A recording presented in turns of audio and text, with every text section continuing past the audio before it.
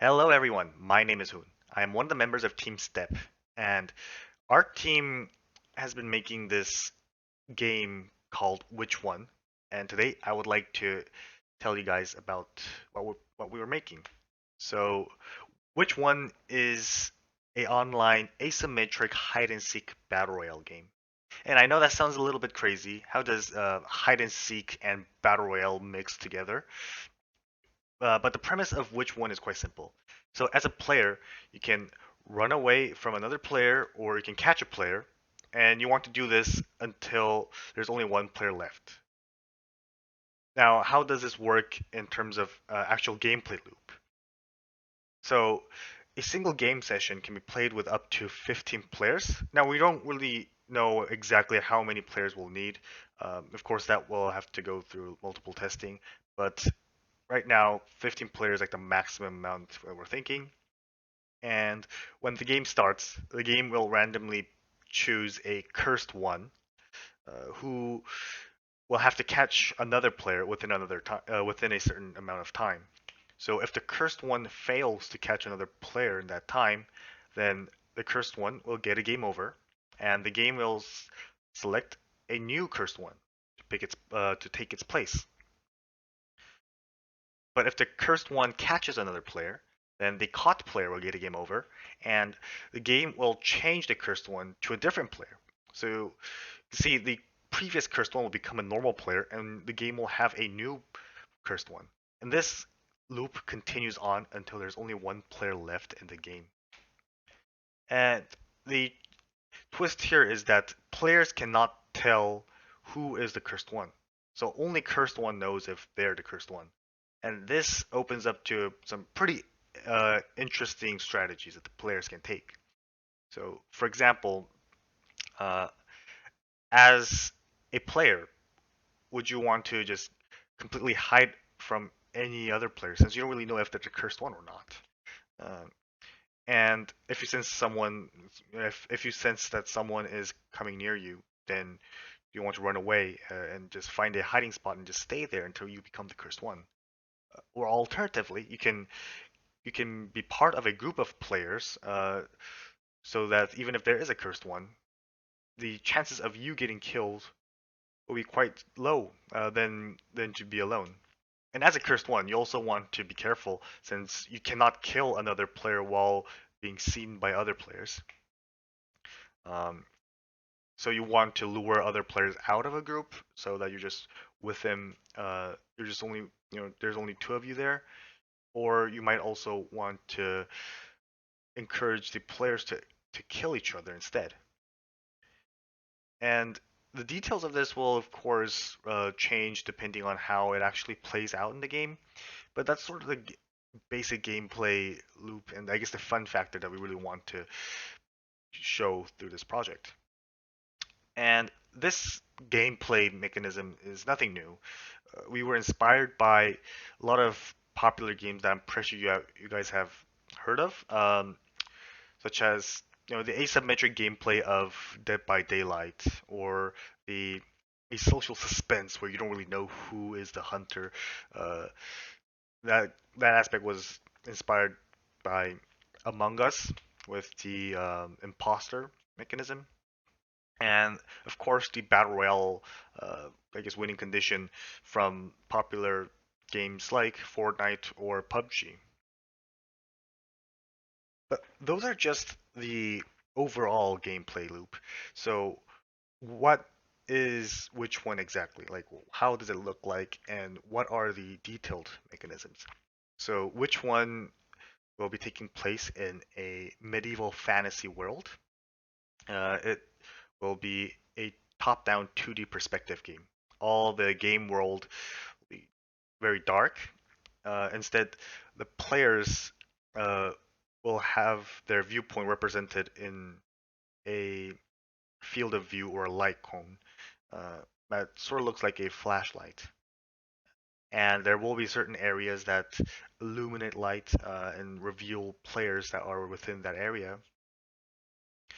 Uh, and players cannot see anything else, any players cannot see any dynamic objects in the game unless they are within the field of view.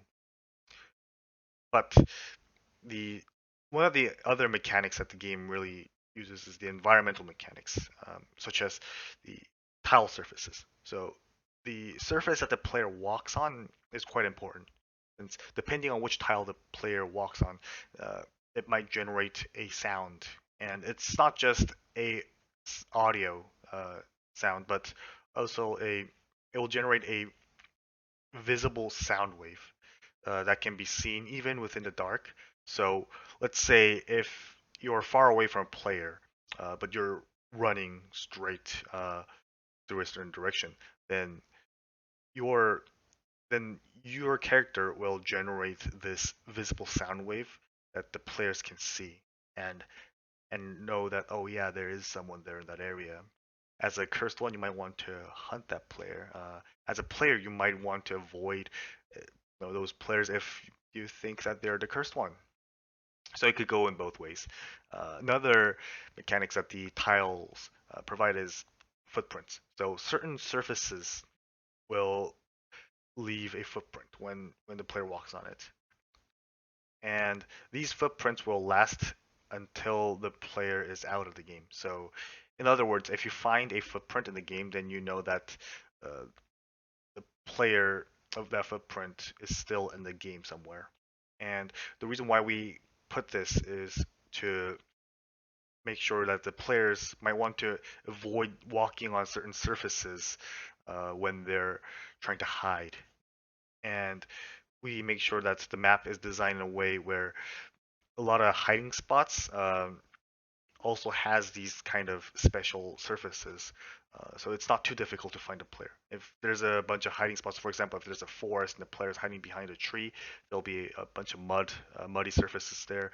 And if you want to track a player, you can sort of see the footprints leading up towards the forest, and telling you that, yeah, there might be a player hiding in that area. Another interesting mechanic the game has is items.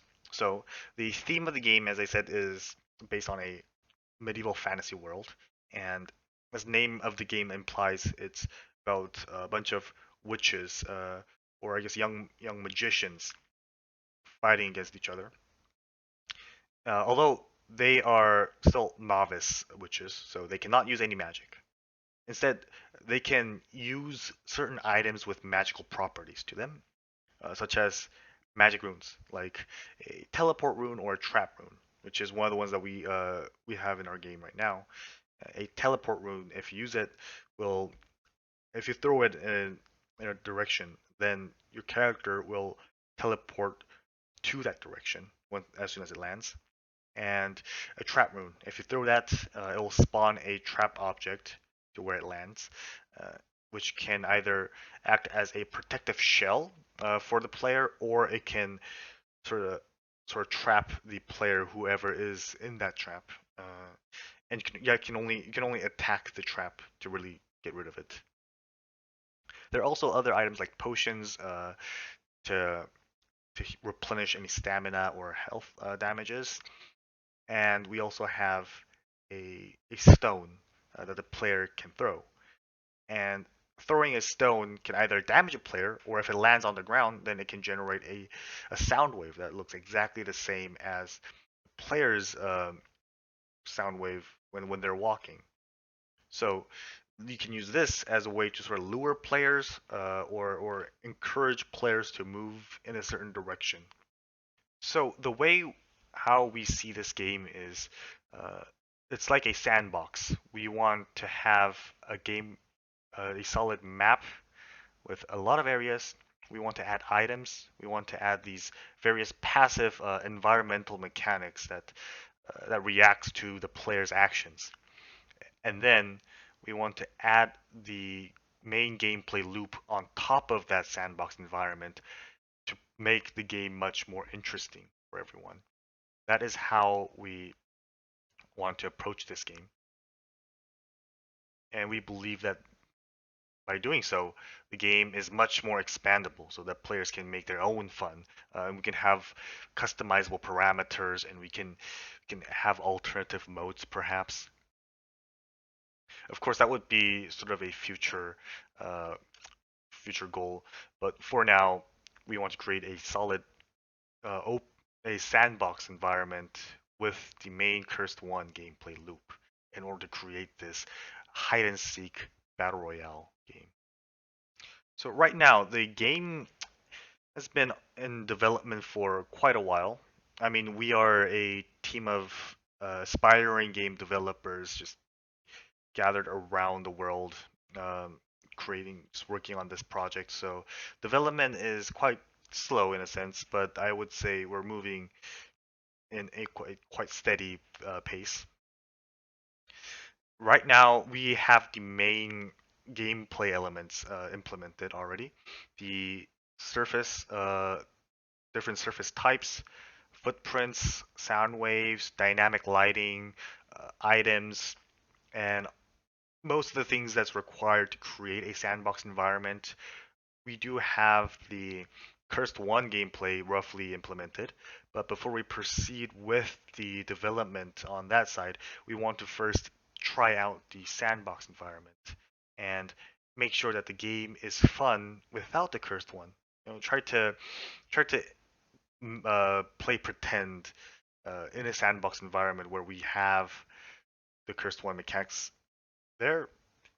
Uh, See if it's fun, if the core mechanics are fun. We still need to work on the combat mechanics though, and when we can prove that that really is fun, then we'll work on the uh, I guess the static gameplay mode on top of that.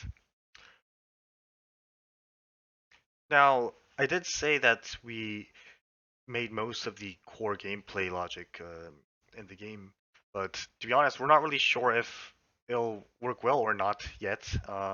So we expect a lot of things to change while we're working on this.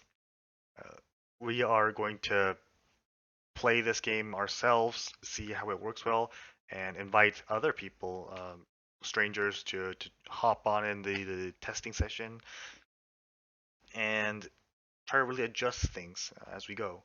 Because this is our first time making a game, I guess, in this scale. Like we most of the team members have worked in either game jams or being part of a small project, uh, or industries that's related to this this subject, but it's still our first time working in this collaborative environment.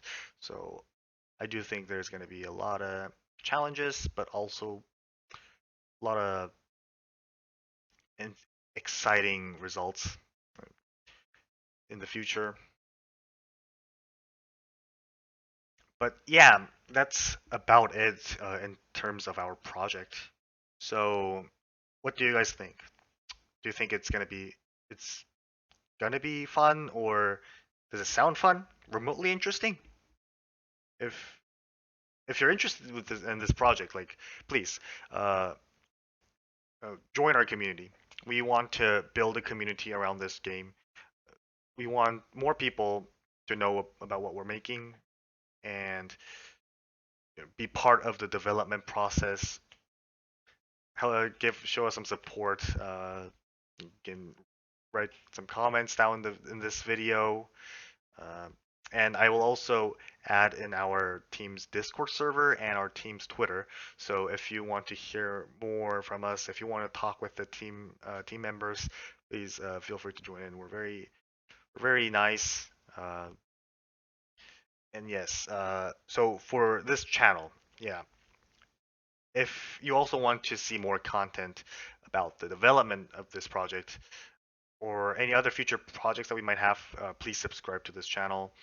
I plan to upload more content like this, maybe a devlog, uh, or maybe like a internal playtesting session, and our team members just chilling out, playing games together, and sort of trying to get inspiration from other projects and how that might translate into which one. Uh, Yeah, a lot of things, I'd say. I'm quite excited.